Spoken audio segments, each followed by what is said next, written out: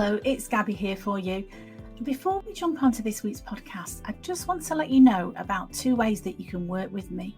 First of all, I do one-to-one coaching and I do that via Zoom, so we can jump on a Zoom call at a time to suit you. The second thing I've got for you is an online coaching course that's 12 modules that you can download straight away now. There will be a link somewhere around these podcast notes. And this is the course that I've designed, and it's got everything in it that I wish I'd have known when I finished cancer treatment and I was lost. So you can download that course now and you can start working towards making this your happiest and healthiest year ever.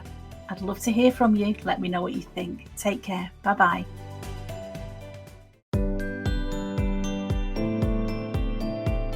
Hello there, it's Gabby here from Confidence After Cancer, and I hope this finds you well. This week, I'm going to be talking about January and the January blues, as some people call it. And I've got 7 tips for you for what you can do if you're feeling a little bit out of sorts. As many of us are at this time of year, you're not alone.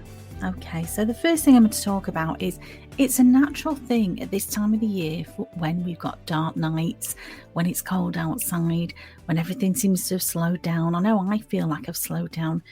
And the main thing I would say to you is listen to your body. And if you need to rest, then rest. There's no point in, doing things that you don't want to do, going against the grain and fighting against it. If your energy levels are low, then your body is telling you, my love, you need to rest. You might need to sleep more. You might need to just put your feet up a bit more and look at your to-do list and think, all those things, do I really need to do them all? Or are the things that will wait? If anything like me, I'm really impatient once I decide to do something. I always want to do it straight away or as soon as I can.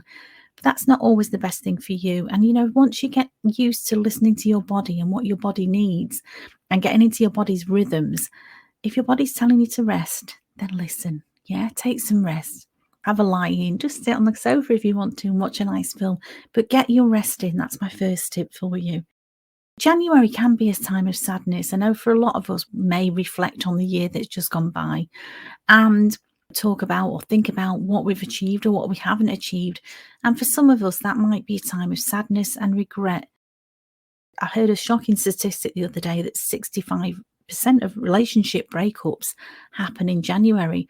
And if you think about it, December's such a busy month for a lot of us. We might be getting ready for, parties or planning food or get-togethers or buying presents.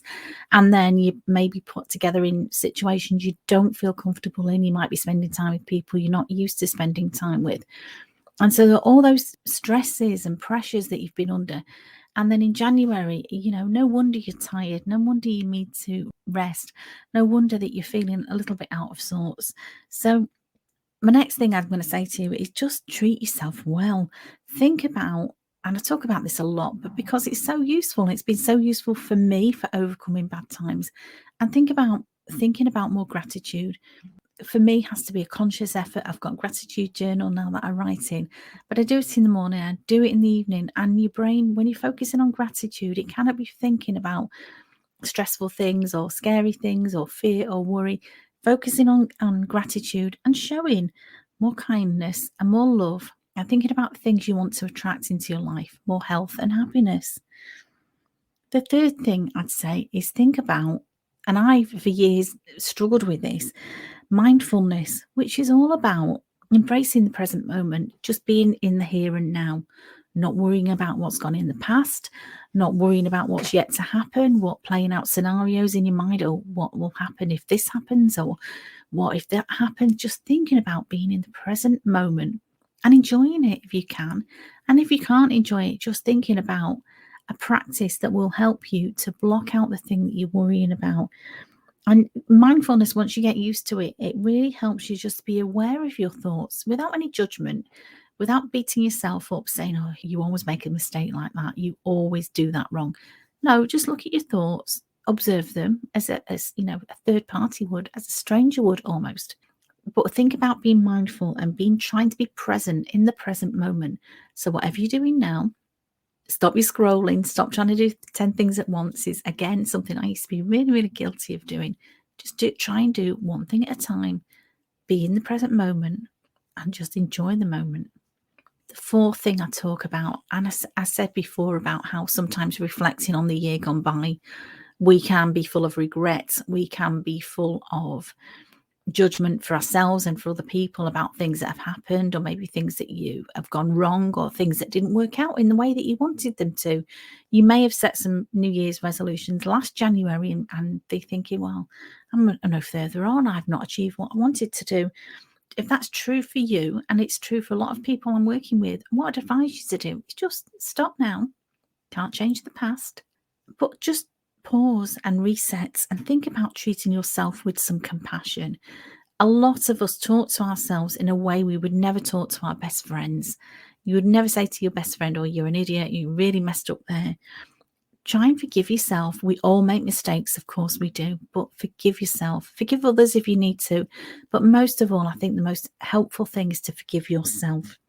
This will help you to become calm and peaceful. And again, something I struggled with is that chattering mind monkey that tells you all the time how you've screwed up, tells you what you've done wrong, focuses on all the mistakes that you've made, but just calm it down. Just tell it to go away. Observe it as a neutral observer. That's not helpful for you anymore, that chattering mind monkey, or negative Nelly, as one of my friends calls it. No, we're not listening to that today. We're going to think about nice things. The fifth tip I've got for you is, if it is a time for you of, being quite bleak, you might be short of money after Christmas. You might be thinking, it's cold and wet outside with nothing going on.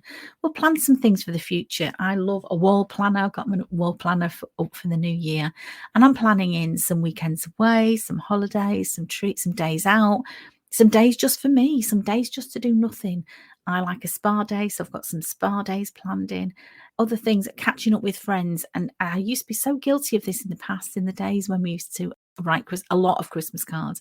And I would write, oh, I hope to see you in the new year. And I would catch myself and think, I said that last year, and I've not caught up with that good friend, person I really would like to spend some time with, people that I like, that people that add stuff to my life.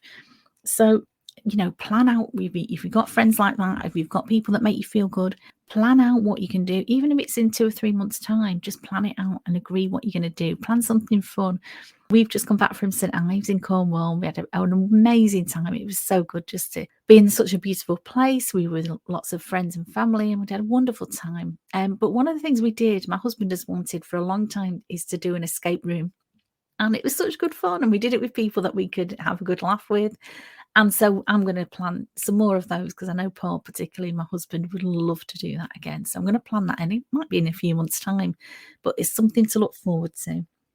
My sixth tip for you is, I've talked before about it being cold outside, and I am somebody who likes to be warm, but warmth can be really, really healing. And that's why sometimes, a cup of hot chocolate, or a cup of tea, or a cup of coffee can be so soothing and nurturing for yourself.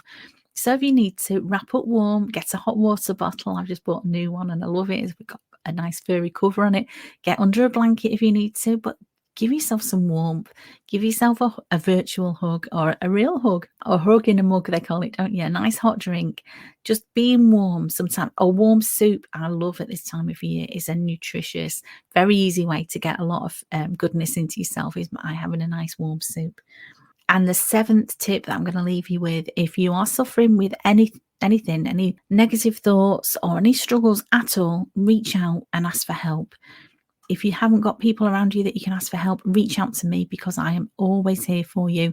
Send me a PM, get in touch with me. But you're not alone, my love. And please don't feel like you're alone with your struggles. Please don't feel like there's something wrong with you because you're struggling, because unfortunately so many people are. And that's why I do the work that I do. And I'm here to help you. I'm here for you. I believe in you. I know you can change. If you want to, you can have that health and happiness that you want to do. I really believe that. Let's do this together, and I'm here for you. Have a wonderful week. Thank you so much for listening to me. Take care, my love, and I'll speak to you very soon. Bye-bye.